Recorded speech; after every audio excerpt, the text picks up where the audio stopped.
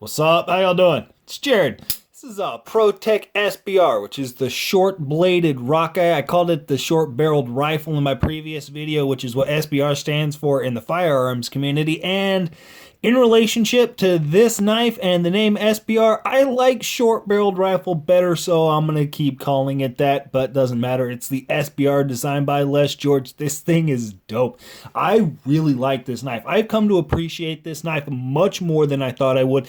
And honestly, when they first announced it, just the overall design of this knife, I can tell that there was nothing that honestly thrilled me. You know what I mean? There was nothing that made me just, ooh, look at that. This thing is so crazy. Sorry, I'll get a little bit of condensation actually from my hands on this finisher. But there was nothing about it that really made me ogle, made me like, ooh, made me awe over this thing, because it's just very simple. It's very simple. This is a working design. It's a use knife. You know what I mean? This is a knife that's designed to be thrown in the pocket, forgot about until it's needed, and grabbed out, used hard, and then put away. I mean, that's what this thing is honestly designed for. Even though it's that 2.6 inch blade length, it's got a 2.5 inch cutting edge. This thing is seriously a beast. This is a workhorse. This is, and because of that, I kind of like, more thrilling knives. I like the crazier stuff that's out there, but I still have, I have a massive appreciation for working knives. These are the things that really got me into knives, things like this, the more simple, just hardcore, straight up, good designs. Good use designs. There's nothing really too thrilling about this overall design for me personally, but I freaking love the actual execution and use of this thing, because there's the way that it sits in my hand, right? That 2.6 inch blade leads you to have not a whole lot of handle real estate to actually work with, but it's 0.5 inches thick, and so it's a thick blade stock. Here's a 531 Pardue. I'll bring that thing up in comparison. You can see just it's a little bit thinner there. Here's a ProTech half-breed. Bring that thing up in comparison. And so you can see it's still a thick knife. It's still got a decent amount, it's not thick, but it's got enough girth there to where you can actually get a really good purchase on it. And then this little cutoff at the back of the blade, which actually just kind of lends to the overall aesthetics. It follows the design of the lines of the knife, but what it does is it gives a perfect place, lends a little shelf for my actual pinky to sit. Because a lot of the problem with smaller knives, this is a ProTech Tentilla here, and when I grip this thing, I've got two options. I can either scrunch my fingers up all the way in here, and so they're all crushed up in here like that, and I can get all four of them on here, and then it's, sticking out of the top of my hand. It doesn't quite fit, just doesn't quite work. Or I can actually give these three fingers more room than they need. There's more real estate there than it's actually required, and I've got this thing jammed behind my pinky, and that's good for penetration. If I'm actually jamming this thing really hardcore into anything, that's going to give me some stoppage protection and the actual knife slipping up on through my hand.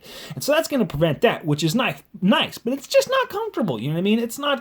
It's not the best. Now you want something that's just more ergonomic design for, something that fits the human hand. And that's exactly what this thing does.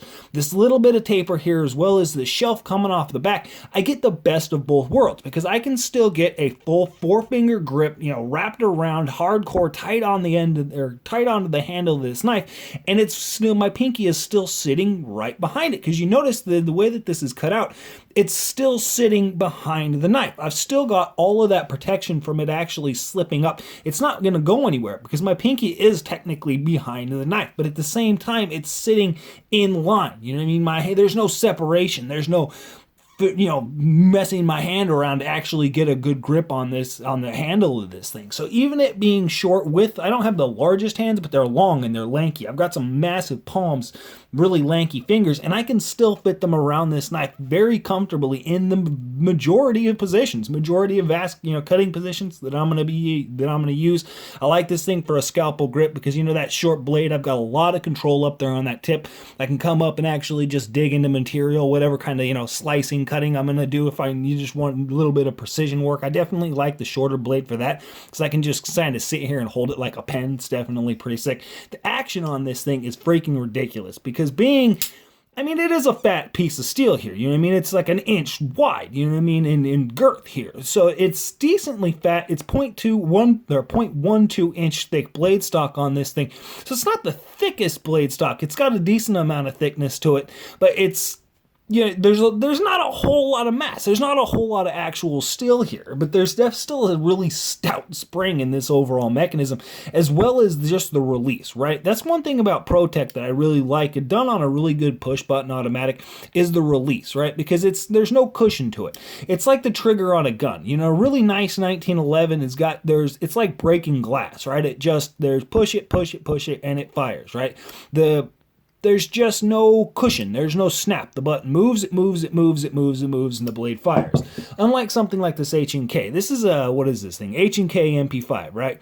And so if I push there, MP5, funny, gun, get it? Yeah, didn't even plan that one out. But it's cushy, you know what I mean?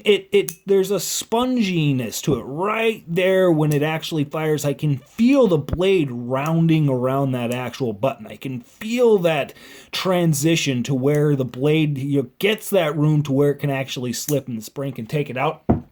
That's not the case with this ProTech. I can push that blade down, and then it just fires. I can't actually tell. I don't know when it's about to happen, besides the fact that, I can gauge on the depth of the button, obviously. But I don't know when it's going to fire. It just crisp and it's very clean. As well, it just fires fast. The spring in there has got a decent amount of tension behind it, and so even though it is a light blade, it's not a whole lot of steel moving around, it's still got enough mass and enough momentum to slam itself out, which is actually good in multiple aspects, because that's cool for the cool factor.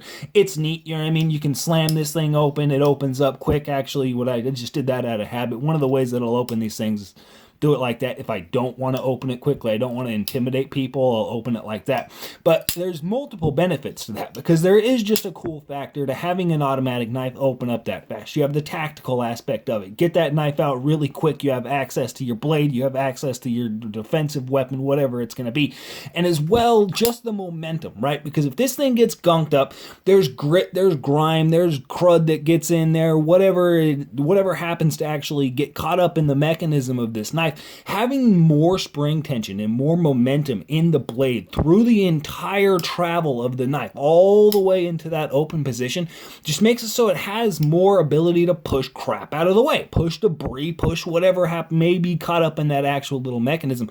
And so having a really fast action on an automatic, especially something like this with as small of a blade as it is a major positive. You know what I mean? You really do need that when it comes down to these smaller knives, but I definitely like this thing. Honestly, the overall vibe that this thing gives me doesn't quite fit it. But there's this scene in multiple movies, there's an old man and he's standing there talking to somebody and he pulls out a little folding knife, it's a little slip joint knife, and he starts whittling a piece of wood. They're sitting on the porch, whatever, having a conversation. That's the vibe that this knife gives me, right? It's not in that same realm because it's a freaking push button automatic, but it just has that classic old school feel in a modern tactical push button automatic with a 2.6 inch blade. You know what I mean? So it's definitely, it's got an interesting vibe to it. I've really grown to appreciate this thing in ways that I just didn't think that I was going to.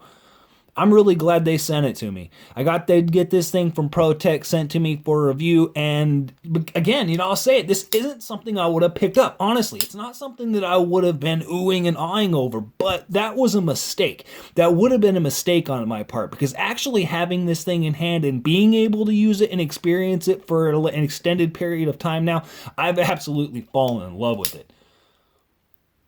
Badass little knife. Good going, Les George. That's it. Y'all have a good one.